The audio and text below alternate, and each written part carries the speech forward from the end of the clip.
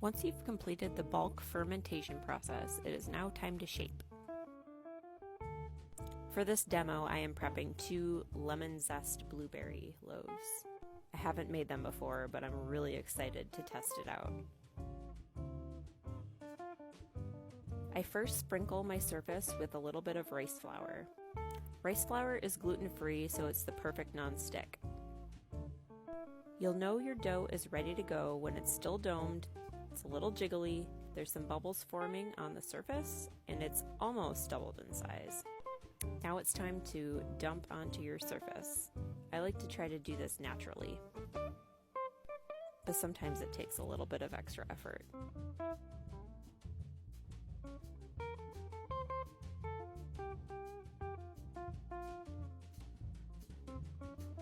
Once it's out, you'll want to dust your hands with some rice flour to keep the dough from sticking to your hand.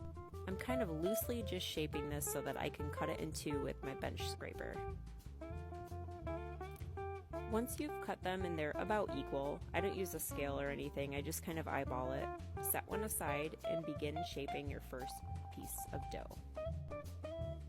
No matter what I add or if I'm just making a regular loaf, I always stretch it out into a general rectangle shape.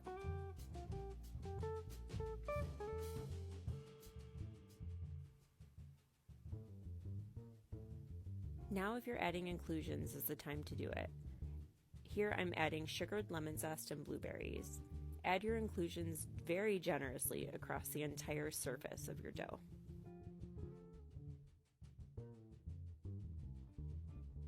Then you'll want to fold your dough kind of like a pamphlet into thirds. You'll fold one side over and then pull the other side over the top of that. This is where I like to add a little bit of extra inclusions.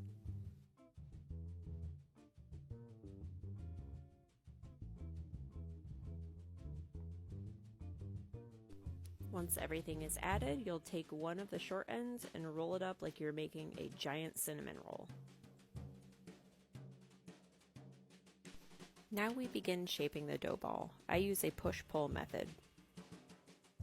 And I again dust my hands and the ball with rice flour.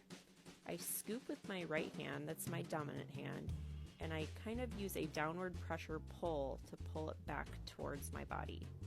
You'll start to feel the surface of the dough ball create a lot more tension, and it should be able to hold its shape.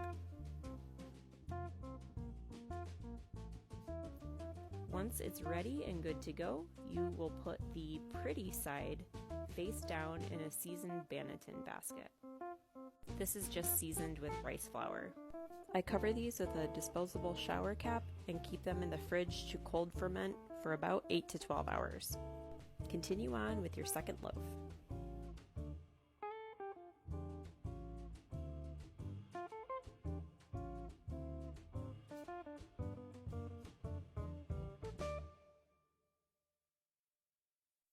See you in the morning to get these baked.